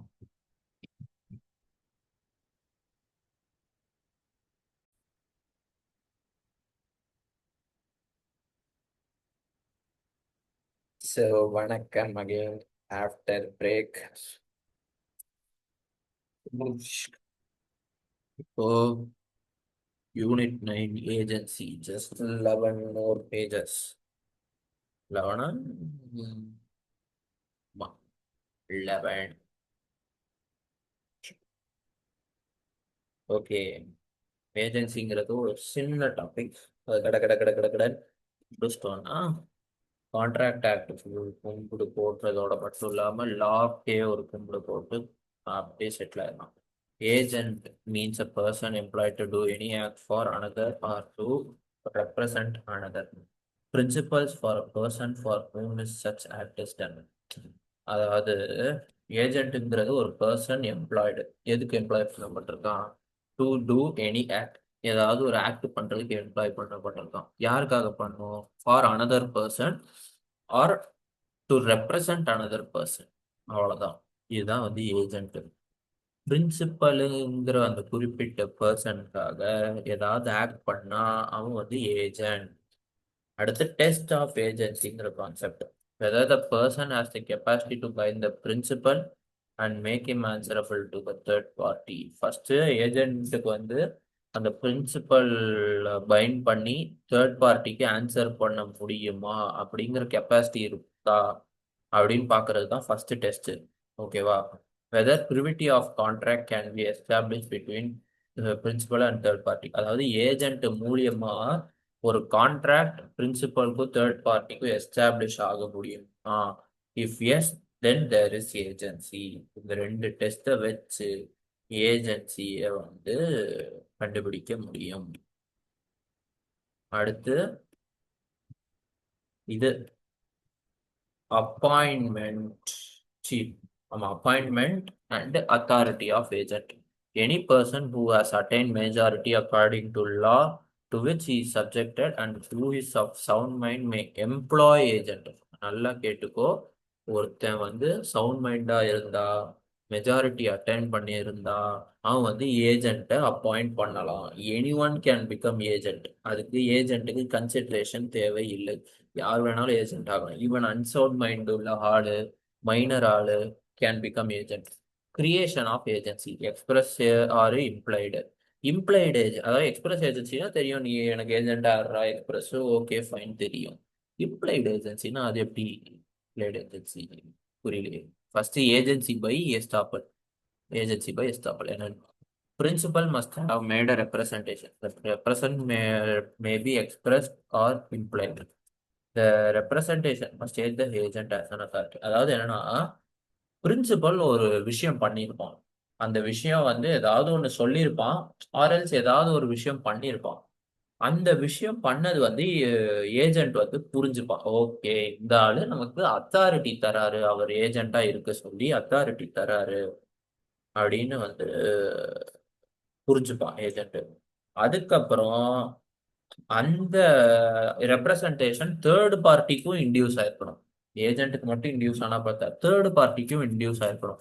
அந்த ரெப்ரசன்டேஷனை தேர்ட் பார்ட்டியும் பிலீவ் பண்ணிருக்கணும். ஓகேவா? ஃபர்ஸ்ட் ஒரு ரெப்ரசன்டேஷன் பண்ணிருக்கணும். அந்த ரெப்ரசன்டேஷன் ஏஜென்ட் பிலீவ் பண்ணிருக்கணும். ஏஜென்ட் பிலீவ் பண்ணிருக்கணும் தட் அவங்களுக்கு அத்தாரிட்டி இருக்குன்னு. அந்த ரெப்ரசன்டேஷன் தேர்ட் பார்ட்டிக்கும் மேக் பண்ணப்பட்டிருக்கணும். தேர்ட் பார்ட்டியும் பிலீவ் பண்ணிருக்கணும் அந்த ரெப்ரசன்டேஷன். ஓகேவா? அடுத்து ஏஜென்சி பை நெசசிட்டி. எமர்ஜென்சி சுச்சுவேஷன்ல ஏஜென்சிக்கான தேவை இருக்கு. அந்த இடத்துல ஆட்டோமேட்டிக்கா அந்த ஏஜென்சிங்கிறது வந்துடும். ஓகேவா? அடுத்து agency by operation of law. சட்டத்துப்படி ஒரு இம்ப்ளைடு ஏஜென்சி கொண்டு வர முடியும். அதுக்கு ஒரு குறிப்பிட்ட சுச்சுவேஷன் இருக்கு. அந்த சுச்சுவேஷன் படி ஆட்டோமேட்டிக்கா ஆஸ் பர் லா ஏஜென்சி கொண்டு வர முடியும். Rights of person has to act done for without is authority effect of ratification. அதாவது என்ன சொல்ல வரேன்னா, இப்போ ப்ரீவியஸா ஒருத்தனை வந்து நான் ஏஜென்ட்டா அப்பாயிண்ட் பண்ணியிருப்பேன். ஓகேவா? அவன் வந்து இனி என் ஏஜென்ட் இல்லை அப்படின்னு சொல்லாம விட்டா என்னோட அடுத்தடுத்த டாஸ்க்குக்கும் அவன் ஏஜென்ட்டா கண்டினியூ ஆவான். அதுதான் வந்து இம்ப்ளைடு ஏஜென்சி. அடுத்து எசென்ஷியல் ஃபார் வேலிட் ராட்டிஃபிகேஷன். ஒரு ஏஜென்சியை நான் ராட்டிஃபை, அதாவது திருப்பி எடுத்துக்கணும், அதுக்கு என்னென்ன எசென்ஷியல்? அதை வந்து அந்த ராட்டிஃபிகேஷனை எக்ஸ்பிரஸ் பண்ணியிருக்கணும் ஆர் இம்ப்ளை பண்ணியிருக்கணும். Knowledge requisite for valid ratification. அதாவது ஒரு ப்ராப்பர் ராட்டிஃபை பண்ற, அதாவது நீ வந்து ராட்டிஃபை பண்ணிட்ட இனி நீ ஏஜென்ட் கிடையாதுன்னா அதுக்கான நாலேஜ் ஏஜென்ட்டுக்கும் இருக்கணும், பிரின்சிபலும் இருக்கணும். Whole transaction must be ratified. இப்போ வந்து நான் ஏஜென்ட், இப்போ ஃபார் எக்ஸாம்பிள் நீ வந்து நீ ஏஜென்ட் கிடையாதுன்னு சொல்றேன். ஏஜென்ட் கிடையாதுன்னா எனக்கு 10 டிரான்சாக்ஷன் இருக்கு, அதுல நீ எனக்கு 5 டிரான்சாக்ஷன்ல ஏஜென்ட் கிடையாது அப்படின்லாம் கிடையாது. 10 டிரான்சாக்ஷனுக்குமே நீ எனக்கு ஏஜென்ட் கிடையாது, அவ்வளவுதான். ஹோல் டிரான்சாக்ஷனுக்கு நீ ஏஜென்ட் கிடையாது. இப்போ நான் அவனை ஏஜென்சில இருந்து தூக்குறது தேர்ட் பார்ட்டியை அஃபெக்ட் பண்ணக்கூடாது. அப்படி தேர்ட் பார்ட்டி அஃபெக்ட் பண்ணுச்சுன்னா இதர் தேர்ட் பார்ட்டியை காம்பன்சேட் பண்ணணும், ஆர்எல்ஸ் அவனை ஏஜென்ட்டா கண்டினியூ பண்ண வைக்கணும். ஓகேவா? அடுத்து ராட்டிஃபிகேஷன் வித்தின் ரீசனபிள் டைம். இப்போ நான் அவனை ஏஜென்ட்டா வந்து சொல்லிட்டேன். இப்போ ஃபார் எக்ஸாம்பிள் என்னன்னா, நீ 30ஆம் தேதி நான் வந்து உனக்கு 10,000 ரூபாய் தரேன், நீ அதை கொண்டு போய் வந்து சுடலை மணி கிட்ட கொடுத்துடு அப்படின்னு நான் சொல்றேன். இன்னைக்கு 28ஆம் தேதி, இன்னைக்கு ராட்டிஃபை பண்ணலாம், தாராளமா ஏஜென்சி ராட்டிஃபை பண்ணலாம். 29ஆம் தேதி தாராளமா ஏஜென்சி ராட்டிஃபை பண்ணலாம். 30ஆம் தேதி நான் இன்னும் ஆனா பணம் கொடுக்கல, தாராளமா ஏஜென்சி ராட்டிஃபை பண்ணலாம். 30ஆம் தேதி நான் பணம் கொடுத்துட்டேன், இனி ஏஜென்சி ராட்டிஃபை பண்ண முடியாது. ஓகேவா? அடுத்து கம்யூனிகேஷன் ஆஃப் ராட்டிஃபிகேஷன். நான் வந்து ஏஜென்சியை ராட்டிஃபை பண்றேன்னா அதுக்கு கம்யூனிகேட் பண்ணிருக்கேன். இப்போ நான் அவனை வந்து இப்போ ஒரு ஏஜென்ட்டை நான் நீ வேண்டாம் போ அப்படின்னு நான் அவனை சொல்றேன்னா அதுக்கு ஒரு வேலிட் ரீசன் இருக்கணும், அவ்வளவுதான். இப்போ extent of agent's authority. Agent's authority normal circumstances act necessary for purpose என்னவோ நார்மல் சர்க்கம்ஸ்டன்சஸ்னா அதுக்கேற்ற மாதிரி நடந்துக்கிட்டா போதும். Agent's authority in emergency. ஒரு எமர்ஜென்சி டயத்துல ஏஜென்ட்டோட அத்தாரிட்டி என்ன?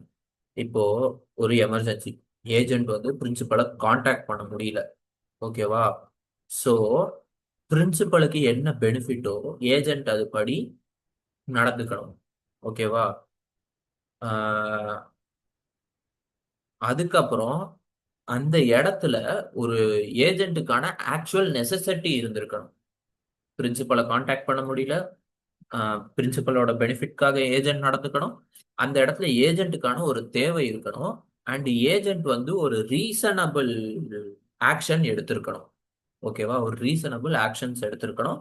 அதே சமயத்துல ஏஜென்ட்டுக்கு அந்த குட்ஸோட பொசஷன் இருந்திருக்கணும். இப்போ ஒரு எக்ஸாம்பிள் சொல்றேன். ஏஜென்ட் வந்து, அதாவது பிரின்சிபல் வந்து என்ன பண்றான், நீ வந்து என்ன பண்ற, இந்த குட்ஸை வந்து உனக்கு தரேன், நீ நாளைக்கு போய் டெலிவரி பண்ணிடு அப்படின்னு சொல்றான். நாளைக்கு காலையில எந்திச்சு போய் டெலிவரி பண்ணு அப்படின்னு சொல்றான். எங்க சார் நான் குட்ஸ் வச்சுக்கோன்னு கேட்டேன், என் குடோன்ல வை அப்படின்னு சொல்றான். நான் வந்து என்ன பண்றேன், அவரோட குடோன்ல வச்சுட்டு நான் குடோன்லயே படுத்திருக்கேன். குட்ஸ் என் கையில இருக்கு. திடீர்னு ஃபயர் ஆக்சிடென்ட், போனு எரிஞ்சிருச்சு. ஏஜென்ட் குடன் கான்டாக்ட் பிரின்சிபல். இப்போ ஃபயர் ஆக்சிடென்ட்ல ஃபர்ஸ்ட்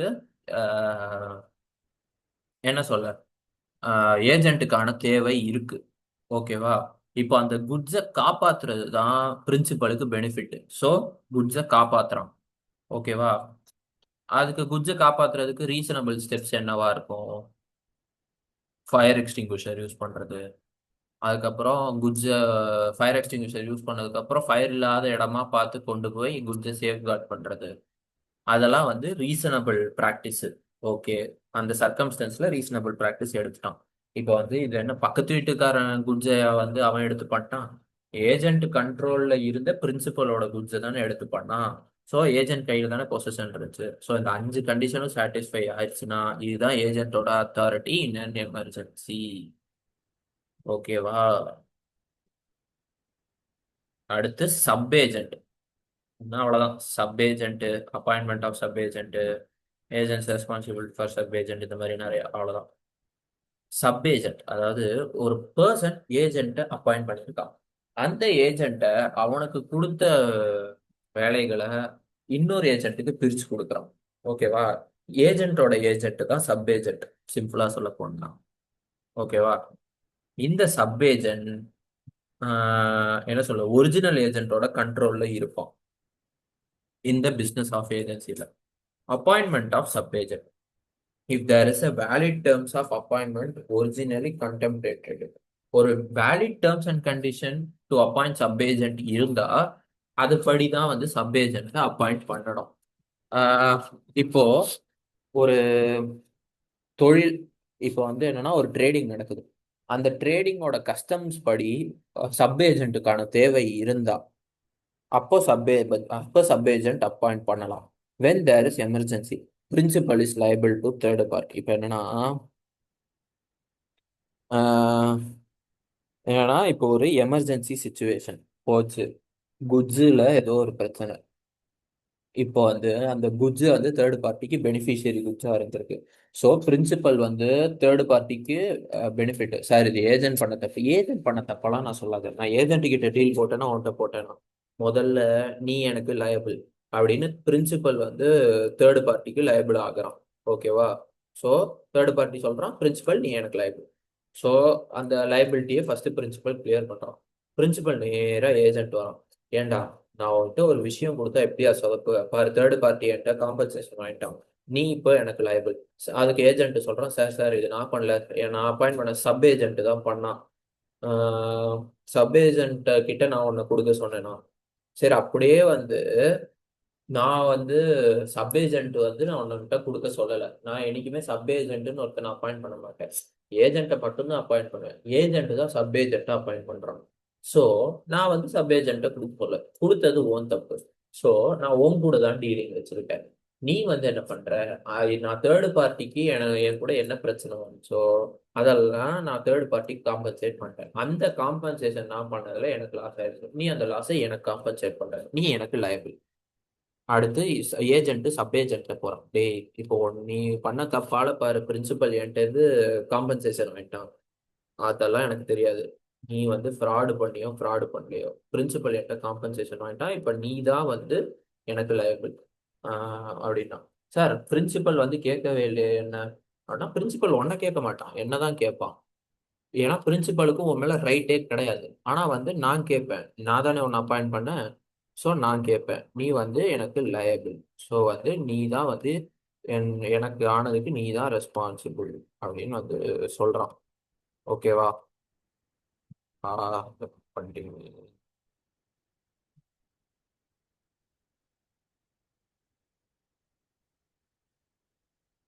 இதுதான் வந்து அப்பாயின்மெண்ட் ஆஃப் சப் ஏஜென்ட். அடுத்து agents responsibility for sub agents appointment without. இப்போ என்னன்னா சப் ஏஜென்ட்டை வந்து ஏஜென்ட் அப்பாயிண்ட் பண்ணிட்டோம் பிரின்சிபலோட அத்தாரிட்டி இல்லாம. Then agent is responsible for principal and as well as third party. And principal is responsible for acts of sub agent and sub agent is answerable to agent and to principal. நான் இப்போ மேலே என்னெல்லாம் சொன்னேனோ அதே தான் இவன் திருப்பி கொடுத்துருக்கான். ஸோ இது தேவையில்லை. அடுத்து சப்ஸ்டிடியூட்டட் ஏஜென்ட். அதாவது ஒரிஜினலா ஒரு ஏஜென்ட்டை அப்பாயிண்ட் பண்ணியிருப்பாங்க, அந்த ஏஜென்ட்டுக்கு ஒரு சப்ஸ்டியூட்டான ஏஜென்ட் தான் சப்ஸ்டிடியூட்டட் ஏஜென்ட்னு சொல்லுவோம். இது வந்து யாரால அப்பாயிண்ட் பண்ணியிருப்பாங்க, ஏஜென்ட் தான் அப்பாயிண்ட் பண்ணியிருப்பான் சப்ஸ்டிடியூட்டட் ஏஜென்ட்டை. இது யாரோ எப்படி இது அப்பாயிண்ட் பண்ணியிருப்பான், consent and knowledge of principal. அதாவது பிரின்சிபலோட கன்சென்ட் அண்ட் நாலேஜ் மஸ்ட். அந்த பிரின்சிபலோட கன்சென்ட் அண்ட் நாலேஜ் படி தான் சப்ஸ்டிடியூட்டட் ஏஜென்ட்டை ஒரிஜினல் ஏஜென்ட் அப்பாயிண்ட் பண்ணியிருப்பான். சப்ஸ்டிடியூட்டட் ஏஜென்ட் சப் ஏஜென்ட் கிடையாது. ஏன்னா சப் ஏஜென்ட் வந்து ஒரிஜினல் ஏஜென்ட்டோட வேலையை பகிர்ந்துப்பான். சப்ஸ்டிடியூட்டட் ஏஜென்ட்டை வந்து ஒரிஜினல் ஏஜென்ட்டை ரிப்ளேஸ் பண்ணிட்டு அவங்க ஏஜென்ட்டா டேக் ஓவர் ஆயிப்பாங்க. Duties and application of agent. இப்போ ஒரு சப்ஸ்டிடியூட்டட் ஏஜென்ட் அப்பாயிண்ட் பண்ணுறதுக்கு ஏஜென்ட்டோட duty application, duty to follow instruction or customs. Okay, என்ன இன்ஸ்ட்ரக்ஷன் அண்ட் கஸ்டம்ஸ் இருக்கோ அதுபடி சப்ஸ்டியூட் ஏஜென்ட்டை அப்பாயிண்ட் பண்ணணும். Duty of reasonable care and skill. ஏஜென்ட்டுக்கு ஒரு ரீசனபிள் கேர் அண்ட் ஸ்கில் இருக்கணும் அந்த சப்ஸ்டியூட்டட் ஏஜென்ட்டை அப்பாயிண்ட் பண்ணுறதுக்கு. அண்ட் அந்த சப்ஸ்டியூட்டட் ஏஜென்ட்டுக்கு ஒரு ரீசனபிள் கேர் அண்ட் ஸ்கில் இருக்கணும். ஏஜென்ட்டுக்கு இதுக்கு கீழே வருது, இது வந்து மேலே இருக்கிற ரெண்டு வந்து சப்ஸ்டியூட்டட் ஏஜென்ட் அப்பாயிண்ட் பண்ணுறதுக்கு வரும், general duties and application of ஏஜென்ட்டுக்கு வரும். இதுக்கு கீழே இருக்கிறதெல்லாம் வந்து வெறும் ஜென்ரல் டியூட்டிஸ் அண்ட் ஆப்ளிகேஷன் தான். ஸோ பார்ப்போம். Duty to render proper accounts. Agent வந்து பிரின்சிபலுக்கு ப்ராப்பர் அக்கௌண்ட்ஸ் கொடுக்கணும். ஓகேவா? அடுத்து பிரின்சிபலோட அவன் கம்யூனிகேட் பண்ணணும் ஏஜென்ட். அடுத்து என்ன சொல்ற, அவன் இஷ்டத்துக்கு ஆடக்கூடாது. என்னன்னா ஏதாவது ஒரு டிரான்சாக்ஷன் இருக்குன்னா அந்த டிரான்சாக்ஷன் அவன் இஷ்டத்துக்கு பண்ண முடியாது. அவனோட ஓன் அக்கௌண்ட்லயும் பண்ண முடியாது. இப்போ அவன் ஓன் அக்கௌண்ட்ல பண்ணிட்டா அதுல எதுவும் பெனிஃபிட் கிடைச்சா அதை பிரின்சிபலுக்கு கொடுத்துடணும். அதுக்கப்புறம் எதுவும் சீக்ரெட் ப்ராஃபிட் பண்ணக்கூடாது. எதுவும் அவன் அவன் விஷயம் அவனோட கொடுத்த டியூட்டியை டெலிகேட் பண்ணக்கூடாது. ஏஜென்ட் வந்து என்ன சொல்ல, பிரின்சிபலுக்கு கொடுக்கப்பட வேண்டிய அமௌண்ட்டை ஏஜென்ட் வாங்கிக்கிட்டாங்கன்னா அதை ஏஜென்ட் பிரின்சிபலுக்கு கொடுத்துடணும். Duty not to use confidential information in course of agency against principal. பிரின்சிபலுக்கு அகேன்ஸ்டாக கான்ஃபிடென்ஷியல் இன்ஃபர்மேஷன் யூஸ் பண்ணணும். ஸோ இது எல்லாத்தையுமே வந்து நான் ரிப்பீட் பண்ணுறேன். Duty and application. Instruction of principal and customs of ட்ரேடை ஃபாலோ பண்ணணும். ரீசனபிள் கேர் அண்ட் ஸ்கில் இருக்கணும். ப்ராப்பர் அக்கௌண்ட்ஸை வந்து காமிக்கணும். அதுக்கப்புறம் பிரின்சிபலோட கம்யூனிகேட் பண்ணணும். நாளாச்சா அவனோட ஓன் அக்கௌண்ட்ல எந்த டீலிங்கும் வச்சுக்க கூடாது. அந்த மாதிரி வச்சுக்க கூடாது. டிரான்சாக்ஷனை எப்பயும் ரெப்யூடியேட் பண்ணணும், ரெக்கார்ட் பண்ணணும். ஓன் அக்கௌண்ட்ல பண்ணக்கூடாது. இப்போ எனி ஓன் அக்கௌண்ட்ல பண்ணிட்டான்னா அதுல எதுவும் பெனிஃபிட் கிடைச்சதுன்னா அதை கிளைம் பண்ணி பிரின்சிபலுக்கு தரணும். அடுத்து சீக்ரெட்டா எதுவும் ப்ராஃபிட் மேக் பண்ணக்கூடாது ஏஜென்ட். அந்த ப்ராஃபிட் எதுவும் மேக் பண்ணிட்டான்னா சீக்ரெட்டா அந்த ப்ராஃபிட்டை பிரின்சிபலுக்கு டிரான்ஸ்ஃபர் பண்ணிடணும். இப்போ ஏஜென்ட்டுக்கு ஒரு டியூட்டி கொடுக்கணும். அந்த டியூட்டியை ஃபர்தரா சப் ஏஜென்ட்டுக்கு பிரிக்க கூடாது. ஏன்னா சப் ஏஜென்ட்டுங்கிறது ஒரு ஆத்தரைஸ் பர்சன் கிடையாது. சாரி, சப் ஏஜென்ட்டுங்கிறது ஒரு ஆத்தரைஸ் பர்சன் கிடையாது. எப்பயுமே சப் ஏஜென்ட் வந்து பிரின்சிபலுக்கு தெரியாம தான் நடக்கும். ஓகேவா? அப்படி பிரின்சிபல் தெரியாம சப் ஏஜென்ட் அப்பாயிண்ட் பண்ணிட்டான்னா என்ன கான்சிக்வன்சஸ் வரும்னு மேலே பார்த்துட்டோம். ஸோ ஜென்ரலா வந்து அவங்க ஒரு சப் ஏஜென்ட் அப்பாயிண்ட் பண்ணக்கூடாது ஏஜென்ட். இப்போ பிரின்சிபலுக்கு கொடுக்க வேண்டிய அமௌண்ட்னு சொல்லி ஒரு அமௌண்ட் ஏஜென்ட் கையில கிடைச்சா அந்த அமௌண்ட்டை பிரின்சிபலுக்கு ஏஜென்ட் தரணும். அவனே வச்சுக்க கூடாது. எனக்கு தான் கொடுத்தாங்க ஸோ நான் வச்சுப்பேன்லாம் வச்சுக்க கூடாது. அவங்க பிரின்சிபலுக்கு தந்துடணும். இப்போ பிரின்சிபல் அவன் கான்ஃபிடென்ஷியல் இன்ஃபர்மேஷனை ஏஜென்ட்னு சொல்லியிருப்பான். ஃபியூச்சர்ல அந்த இன்ஃபர்மேஷன் பிரின்சிபலுக்கு அகைன்ஸ்டா யூஸ் பண்ணக்கூடாது. எடுத்து ரைட் ஆஃப் அண்ட் ஏஜென்ட். ஓகேவா? Right to retain out of sum received on principal account. இப்போ ஏஜென்ட்டுக்கு என்னதான் ஏஜென்சியை கிரியேட் பண்றதுக்கு எந்த ஒரு செலவும் இல்லாட்டியுமே ஏஜென்ட்டுக்குன்னு ஒரு ரெமுனரேஷன் தரணும்ல. அப்படி ரெமுனரேஷன் எதுவும் தராட்டி பிரின்சிபலுக்கு தர வேண்டிய அமௌண்ட்னு ஒன்று இருக்கும்ல, அந்த அமௌண்ட்ல இருந்து அவன் ரெமுனரேஷனை கழிச்சுக்கிட்டு மிச்ச அமௌண்ட்டை பிரின்சிபலுக்கு தந்தா போதும். Right of indemnification against act and in good faith. இப்போ ஏஜென்ட் குட் ஃபேத்ல நடந்துக்கிட்டான், பிரின்சிபலோட குட்ஸ் ஏஜென்ட் கிட்ட இருக்கு. பிரின்சிபல் ரெமுனரேஷன் தராட்டி அவன் வந்து அரசு பிரின்சிபலோட குட்ஸி வந்துட்டு இருக்கிறதுனால ஏதாவது லாஸ் ஆச்சுன்னா அதுலேருந்து ஏதாவது இண்டெம்னிஃபை பண்ணி அதுக்கப்புறம் மிச்சத்தை பிரின்சிபலுக்கு தரலாம். அரல்ஸ் அவன் வேலையை முடிச்சுட்டு எல்லா லாஸையும் டோட்டலாக கனெக்ட் பண்ணி அதுக்கப்புறம் பிரின்சிபல் கிட்ட இருந்து இண்டெம்னிஃபை பண்ணலாம். அதுதான் right of indemnification against act and in good faith and right of indemnification for lawful acts. ஓகேவா? Agent's lien on principal's property. இப்போ பிரின்சிபலோட ப்ராப்பர்ட்டி ஏஜென்ட் கிட்ட இருக்கு, பொசஷன் இருக்கு. இப்போ என்ன சொல்ல, பிரின்சிபல் வந்து எதுவும் ரெமுனரேஷன் தரல, ஏதாவது லாஸ் ஆயிடுச்சு அந்த மாதிரி ஏதாவதுனா ப்ராப்பர்ட்டியில கை வைக்கலாம். அடுத்து ரைட் டு ரெமுனரேஷன். ஏஜென்ட்டுக்கு ரெமுனரேஷனுக்கான ரைட் இருக்கு. Right to compensation for injury caused by principal's neglect. இப்போ பிரின்சிபல் ஏதோ ஒரு தப்பு பண்ணா, ஏதோ ஒரு நெக்லெக்ட் பண்ணிட்டான், அதனால ஏஜென்ட்டுக்கு எதுவும் இன்ஜுரி ஆச்சுன்னா அது வந்து பிரின்சிபல் ஏஜென்ட்டுக்கு காம்பன்சேட் பண்ணணும். ஓகேவா? இது சிம்பிளா சொல்ல போனா ஏஜென்ட்டுக்கு ரெமுனரேஷனுக்கான ரைட் இருக்கு. பிரின்சிபலோட குட்ஸையோ பிரின்சிபலோட கேஷையோ பிரின்சிபலோட ப்ராப்பர்ட்டியோ ஏஜென்ட் கிட்ட இருக்குன்னு வச்சுக்கோ. அதனால அவனுக்கு எக்ஸ்பென்சஸோ லாஸோ ஆச்சுன்னா அந்த குட்ஸ்ல இருந்தோ கேஷ்ல இருந்தோ ப்ராப்பர்ட்டில இருந்தோ கழிச்சுக்கிட்டு மிச்சத்தை பிரின்சிபலுக்கு தரலாம். ஓகேவா? ஆர்எல்ஸ் பிரின்சிபல் தர வரைக்கும் அதை அந்த குட்ஸையோ ப்ராப்பர்ட்டியோ கேஷையோ ஹோல்டு பண்ணி வச்சுக்கலாம். ஓகேவா? அதுக்கப்புறம் இப்போ ஏஜென்ட்டுக்கு ஏதாவது இன்ஜுரி ஆச்சுன்னா, ஏதாவது ஒரு ஹார்ம் ஆச்சுன்னா, அதை பிரின்சிபலோட நெக்லெக்டால அந்த மாதிரி ஏதாவது ஆச்சுன்னா பிரின்சிபல் வந்து ரெஸ்பான்சிபிள் ஃபார் ஏஜென்ட். அடுத்து principal's liability to third party. Principal's liability for acts of agent. இப்போ ஏஜென்ட் அவனோட ஸ்கோப் ஆஃப் அத்தாரிட்டிக்குள்ள நடந்துக்கிட்டானா then principal is liable for acts of agent. இப்போ அவன் ஏஜென்ட் வந்து அவனோட அத்தாரிட்டியை தாண்டி நடந்துக்கிட்டான்னு வச்சுக்கோயேன், அந்த அத்தாரிட்டியை பற்றி தேர்ட் பார்ட்டிக்கு தெரிஞ்சிருக்கணும். ஓகேவா? அந்த அத்தாரிட்டியை தாண்டி பிரின்சிபல் சொல்லிட்டான் இதுதான் இவன் அத்தாரிட்டி, அவன் அத்தாரிட்டிக்குள்ள என்ன பண்ணாலும் நான் லயபிள். அதையும் மீறி ஏஜென்ட் அத்தாரிட்டியை தாண்டிட்டா பிரின்சிபல் இஸ் நாட் லயபிள். அடுத்து consequences of notices given to agent. இப்போ ஏஜென்ட்டுக்கு ஏதாவது ஒரு விஷயம் தெரிவிக்கிறேன்னா அது பிரின்சிபலுக்கே தெரிவிச்ச மாதிரி. ஸோ பிரின்சிபலுக்கு நீ தனியாக அந்த விஷயம் தெரிவிக்கணும்னு அவசியம் இல்லை. அது ஏதாவது நோட்டீஸாக இருக்கலாம், அது வந்து ஏதாவது பணம் கொடுத்ததா இருக்கலாம், எதுவாக வேணாலும் இருக்கலாம். ஆனால் ஏஜென்ட்டுக்கு அந்த விஷயம் நடந்துச்சுன்னா பிரின்சிபலுக்கு நடக்கும். Principal's liability for agent's fraud misrepresentation of torts. ஃப்ராடுனா என்ன தெரியும், மிஸ்ரெப்ரசன்டேஷன்னா என்ன தெரியும், டாட்ஸ்னா ராங் டூயிங். இப்போ ஏஜென்ட் அந்த மூணுத்துல ஏதோ ஒன்று பண்ணிட்டான்னு வையேன், அது வந்து என்ன சொல்ல, ஏஜென்ட் அவன் அத்தாரிட்டிக்குள்ள இருந்தான், ஆனா அத்தாரிட்டிக்குள்ள இருந்து ஃப்ராடு மிஸ்ரெப்ரசன்டேஷன் ஆர் டார்ட் இது மூணுத்துல ஏதோ பண்ணிட்டான்னா தென் பிரின்சிபல் லைபிள். அவன் அத்தாரிட்டி எக்ஸீட் பண்ணி இது மூணுத்துல ஏதோ பண்ணான்னா principal not liable.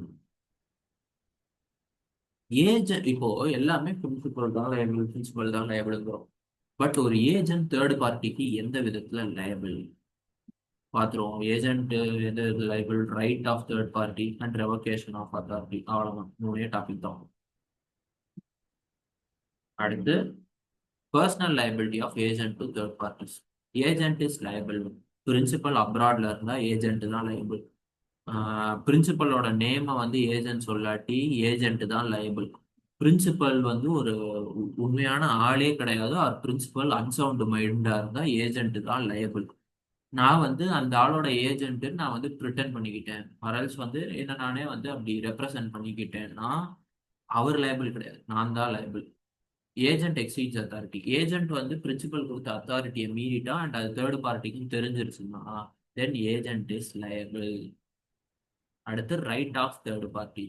Right of parties to contract made by undisclosed agent.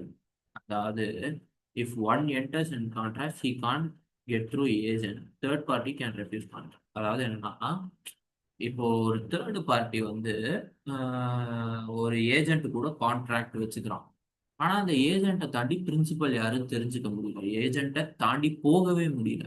அப்போ அந்த தேர்ட் பார்ட்டி அந்த கான்ட்ராக்டர் ரெஃப்யூஸ் பண்ணலாம். ஓகேவா? அடுத்து performance of contract with agent supposed to be principal. இப்போ ஏஜென்ட்டும் பிரின்சிபலும் ஒரே ஆளுன்னு தெரிஞ்சிருச்சு, ஓகேவா? ஆனா பிரின்சிபல் மறைச்சிட்டு தான் ஏஜென்ட்னு சுத்திட்டு இருந்தான். அந்த மாதிரி டிஸ்க்ளோஸ் பண்ணாத ஆளு அவன் கூட ஏதாவது ஒரு கான்ட்ராக்ட் போட்டானா அந்த contract voidable contract, not void contract, voidable contract. இப்போ ஏதாவது ஒரு பிரச்சனை நடந்துச்சு போய் அந்த தேர்ட் பார்ட்டி ஏஜென்ட்டை சூ பண்ணலாம், ஆர் பிரின்சிபலை சூ பண்ணலாம், ஆர் ரெண்டு பேரையுமே சூ பண்ணலாம், தப்பு கிடையாது. இப்போ termination of agency or revocation of agent's authority அது என்னன்னு பார்த்துருவோம்.